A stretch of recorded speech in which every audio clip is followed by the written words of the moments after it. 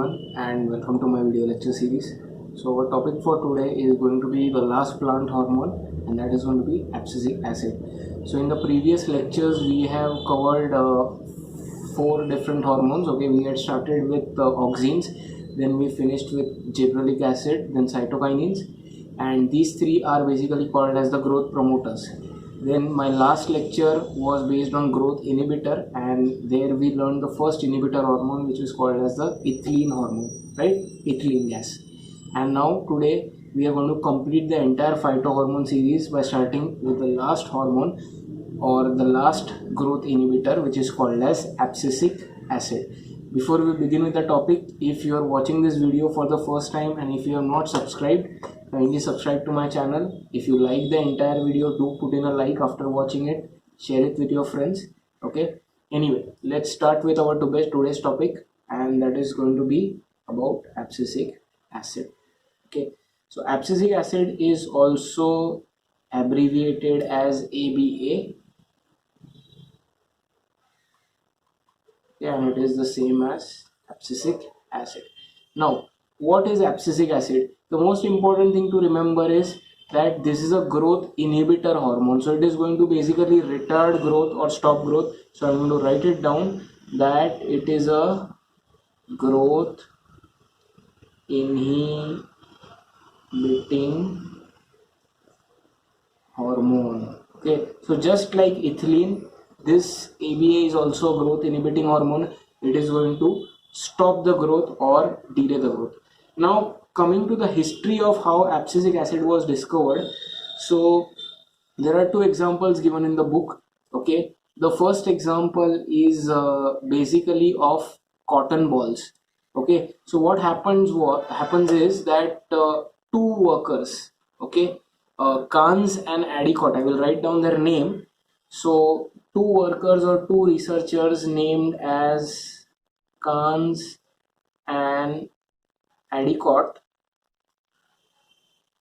what they observed was that the cotton balls which are present, okay, if you have seen a cotton plant, then when the cotton plant matures, small balls of cotton, they are released by the plant. Okay, do you get me? There is shedding of cotton balls, and these 2 workers, Kans and Adicott, they basically researched on that part, and they realized that this shedding of cotton balls is because of 2 substances or 2 chemicals which are present. Okay, and these chemicals they called as abscissin 1 and abscissin 2. Okay, so Kans and Adicott, they realized that in the case of a cotton plant, when the cotton plant sheds the cotton ball, okay, so the fluffy cotton, okay, which is fully formed, it is shed by the cotton plant, and that shedding or that removal or that abscission is caused by 2 substances which are called as abscissin 1 and abscissin 2. Okay, so this was discovered by 2 people, Kans and Adicott. The next example given is about a person called as Waring. Okay, Waering. And what did Waring discover? Waring basically discovered that in a plant called Acer, so I will write down the name over here. Okay, Acer plant is commonly also called as Japanese maple. I will write down over here. It is the Japanese maple plant. Okay, so what did Waring discover is that the buds which were present, okay, the buds which are present on the plant of the Acer, okay, these buds were showing dormancy. What is the meaning of dormancy? That means that those buds were not growing. Okay, and this dormancy was caused by a substance which is called as dormin. So I'm going to write the name over here. Okay, so now we have got 2 important things to remember. We have already learned about abscissin. Now we are studying about dormin. So basically there are these 2 types of substances, right? Abscissin 1 and abscissin 2 basically cause abscission of cotton balls from the cotton plant. That was discovered by Adicott and Kans, correct? And Waring discovered that in the Acer plant or the Japanese maple plant, what happens is the buds undergo a period of dormancy or rest, that is the buds do not grow, and that is caused by a substance which is called as dormin. Later on it was found out that if the chemical structures of abscissine and dormin, if they were compared, when they were compared, then both the structures were identical. Okay, so later on it was found out that the chemical structures of abscissine 1 and abscissine 2 and dormin were all identical, and together all these compounds were called as abscisic acid. Very, very important to remember. Okay, now the spelling of abscisic acid is ABSCISIC. There is only a single S. Okay, it has been misspelled in some of the textbooks. There is no double S. Both the times the S is only singular. Okay, so abscisic acid or ABA contains which compounds? It contains abscissine 1, it contains abscissine 2, and it also contains a compound called as dormin. Now from this we can make an idea, or we can say that already we can think about the two functions of abscisic acid. First is going to be it promotes abscission, correct? Because since abscissine 1 and 2 are present, it will promote the formation of an abscissine layer, right? And the other function is it is going to cause dormancy of buds, or it is going to cause dormancy of seeds because of the compound called as dormin. So two functions we can predict based on the things that we have learned over here. So this is about the history of abscisic acid. Is this clear? So please remember these two examples. The first example is shedding of cotton balls, okay, or shedding of cotton from the cotton plant, that is done by abscissine 1 and 2. Who discovered that? Two people, Kans and Adicott.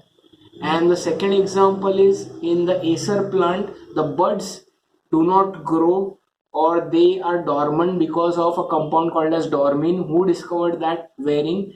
Together dormin and abscissine are classified as abscisic acid because they have the identical chemical structure. Is this clear?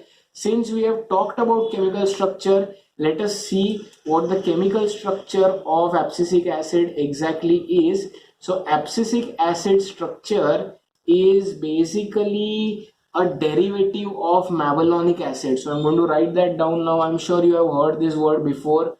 Mavulonic acid. What is mavulonic acid? So we have already studied about mavulonic acid in gibberellins. Gibberellins are derivatives of mavulonic acid, and if you remember, mavulonic acid form gibberellins, and gibberellins are made up of isoprene units. Do you remember that? I told you isoprene units are the units having 5 carbon atoms. Okay, so now coming back to abscisic acid, mavulonic acid is basically forming a derivative, and that derivative is called as abscisic acid. Now, what is the structure of abscisic acid called as? The structure of abscisic acid, which is a derivative of mavulonic acid, that structure of ABA is basically called as sesquiterpenoid. Okay, so the chemical structure or the chemical compound which forms abscisic acid, it is called as sesquiterpenoid. Okay, the meaning of sesquiterpenoid is that it is a terpenoid having 15 carbon atoms. I am writing it down over here. Terpenoid structure with 15 carbon atoms, correct? But for that you should understand what a terpenoid structure is. Now that is not explained in the book. In the book they have only given that abscisic acid is a sesquiterpenoid structure, which is basically a 15 carbon compound. However, to make things slightly more interesting for all those who want to know more details about it, a terpenoid structure is a structure which is made up of isoprene rings. So I'm going to write it down over here. Okay, sesqui is 15. Sesquiterpenoid is a terpenoid having 15 carbon atoms. But what is a terpenoid structure? So let me write it down over here. A terpenoid is basically a structure which is made up of isoprene units. Okay, and what is an isoprene unit? An isoprene unit is a unit which is having a molecular formula C5H8. I have already told you isoprene units have 5 carbon atoms. So how many isoprene units will be present in one terpenoid? There will be many isoprene units. So if I want to write down a terpenoid, I can also write down the general formula of terpenoids in this way. I can write it down as C5H8 outside the bracket N. What is N? Where N represents the number of isoprene units. So if there are 10 isoprene units in a terpenoid, then it will be C5H810. If there are 6 isoprene units, it will be C5H86. If there are 5 isoprene units, it will be C5H85. So the general structure of a terpenoid is basically made up of isoprene units. Now, as you can see, C5H8 structure, if you try to draw it, it will be an unsaturated structure. That means it will be having double bonds or triple bonds, right? So this entire sesquiterpenoid structure is a highly unsaturated structure. Please remember that. The meaning of unsaturated is that it has got double or triple bonds, correct? So finally, you have many isoprene units which make up a terpenoid. And a sesquiterpenoid is a terpenoid having 15 carbon atoms. So you can say that in a sesquiterpenoid structure you are having 3 isoprene units. Can you say that? Yes, you can make a statement like that because each isoprene unit is having 5 carbon atoms. Is this clear? So I have explained what is the meaning of sesquiterpenoid. It is a terpenoid having 15 carbon atoms. I have explained what a terpenoid is. A terpenoid is a structure having many isoprene units and it is highly unsaturated. I have also explained what is isoprene. Isoprene has a molecular formula of C5H8. It is a unsaturated compound. Now I have added the diagram of a sesquiterpenoid. It is not in the book. See, all this which I taught you, what is terpenoid, what is isoprene, that is not given in the book. That is just for extra information. So what I'm going to do is I'm going to show you the diagram. Okay, and here. So if you see over here, this structure I have added, this structure is of abscisic acid. You can see this structure, and this structure I can write down is also called as sesquiterpenoid structure, which is also having how many carbon? 15 carbons. Can you count the 15 carbon atoms? See, first of all, let us count all the carbons present in the methyl group. So 1, 2, 3, 4, right? Now we have to count the other carbon atoms. So this benzene ring will have 6 carbon atoms, so 10. Then 1 over here, 11, 12, 13, 14 and 15. You can see them in the aliphatic chain. So total 15 carbon atoms are present, and this is the structure of a sesquiterpenoid or abscisic acid. Is this clear? And this abscisic acid is a derivative of which structure? It is a derivative of mevalonic acid. So what do you have to remember from the exam point of view? You just have to remember that abscisic acid is a sesquiterpenoid structure. That is, it is having 15 carbon atoms.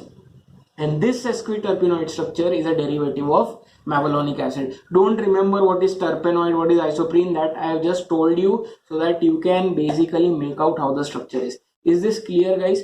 So with that we have completed about the structure.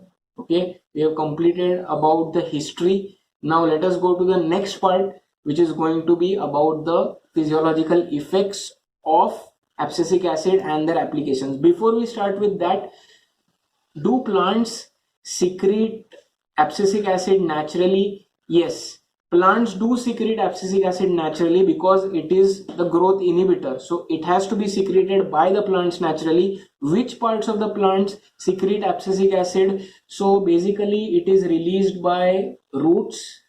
Okay, it is released by leaves, then it is released by seeds, and it is also released by fruits. Please remember. So naturally abscisic acid is released by roots, leaves, seeds and fruits. Is this clear? So with that we complete the introduction part of abscisic acid. Please remember the names abscissine 1 and 2. Okay, dormine. Together they have an identical chemical structure, so they are classified as abscisic acid. Please remember sesquiterpenoid structure. That word you have to remember. It is having 15 carbons. It is a derivative of mavulonic acid. Okay. Now let us start with the next part, which is the physiological effects of abscisic acid on the plant and also the applications. Now there are quite a number of applications, so let us start with that. Okay, so I'm going to, as you all know, I'm going to write down the applications first, then I will discuss them. So let me write down the heading: physiological effects of abscisic acid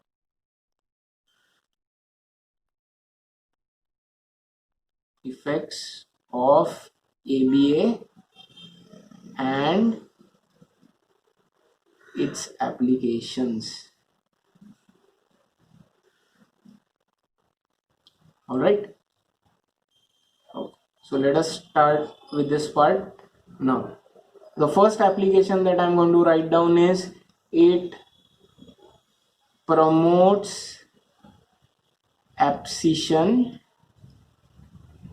of leaves and induces dormancy in plants. So the first point itself, okay, we have got both the points, abscission and dormancy in the first point. So dormancy is caused by dormin, abscission is called by abscissin. So you know that, okay. So it promotes abscission of leaves and induces dormancy in plants. That is the first point. Anyway, going to the next point, that is going to be it inhibits, abscisic acid inhibits the growth process. So please remember, it is an inhibitor hormone, so it is going to inhibit the growing process, right? Then it accelerates senescence, okay, of leaves, flowers and fruits. So everybody knows that abscission and senescence go hand in hand. If any hormone is going to promote abscission, then it is also going to promote senescence. Senescence is aging, or it is basically accelerating the aging process. Okay.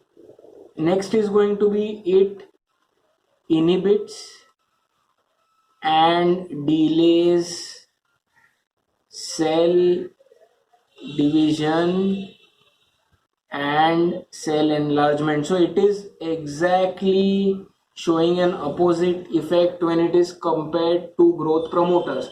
Growth promoters are responsible for increased cell division and cell enlargement, whereas this is a growth inhibitor, so it is going to slow or down, or it is going to inhibit the cell division or cell enlargement. Is this clear? Okay, let me write down the next point.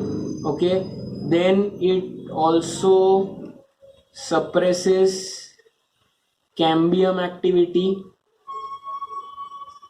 So it suppresses the growth of cambium by inhibiting mitosis. Okay, so it stops the mitosis in cambium, thereby causing the growth of cambium to slow down. Anyway, going ahead, the next application is abscisic acid can cause the stomata to close. So stomata is basically the opening which is present in leaves, okay, and because when the stomata closes, the transpiration stops. What is the function of stomata? Stomata helps in transpiration, that is release of water vapor or release of moisture through the leaves. But since the stomata closes down, then transpiration is not happening. That is why abscisic acid is also called as an anti-transpirant.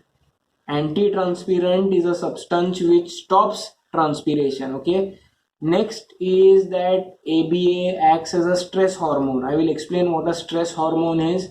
Okay, stress hormone is basically a hormone which is released when the environmental stress is present to a large extent. For example, just imagine there is harsh winter where the plant is growing, there is snowfall, the weather is very dry. So that is a very harsh, or that is a very stressful condition for the plant. So in these circumstances, the abscisic acid is released, and abscisic acid will inhibit or it will stop the growth. It will make the growth dormant. It will slow down the metabolism. So because of that, the plants can tolerate the stressful conditions very well. So that is why it is also called as a stress hormone. So during times of stress, it will basically slow down the growth, or it will inhibit the growth of the plant so that it can cope up with the harsh environmental conditions. That is why it is also called as a stress hormone. Is this clear? And finally, the last point is going to be that abscisic acid inhibits or stops flowering in long day plants. I've already explained in the previous lectures what are long day plants. Long day plants are the plants which require more sunlight, more hours of sunlight per day. So basically, abscisic acid stops flowering in plants which require more sunlight, and abscisic acid abscisic acid inhibits flowering in long day plants, and it induces flowering. It starts flowering in short day plants.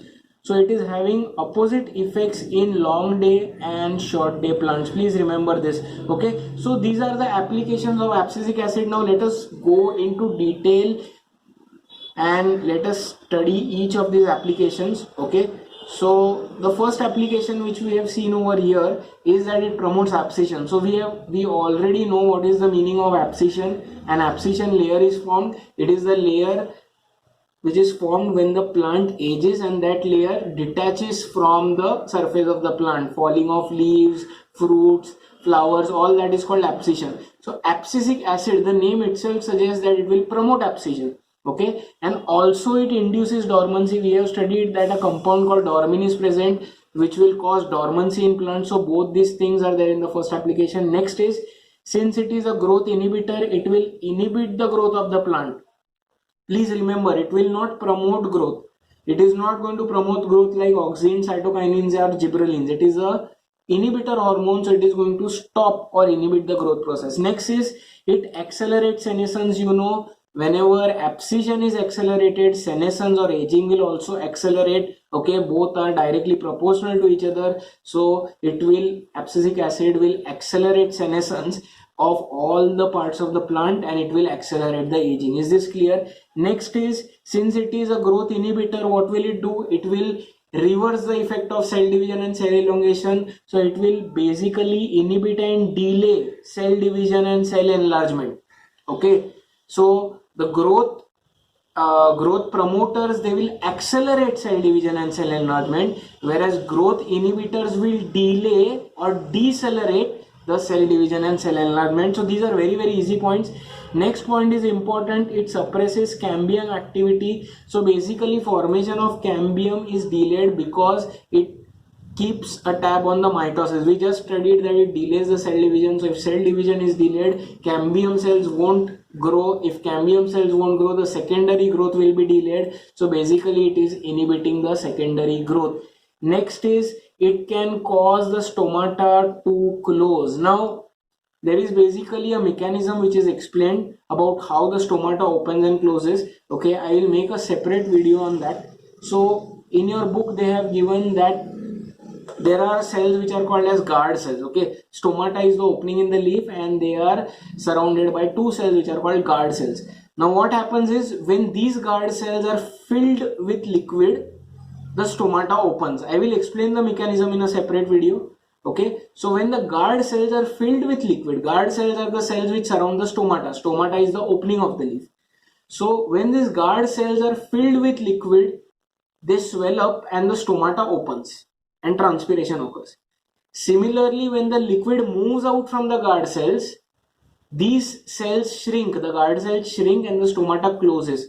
So what happens is, abscisic acid causes the potassium ions to flow out of the guard cells. Please remember, when ions enter the guard cells, they will get filled with liquid because of osmosis.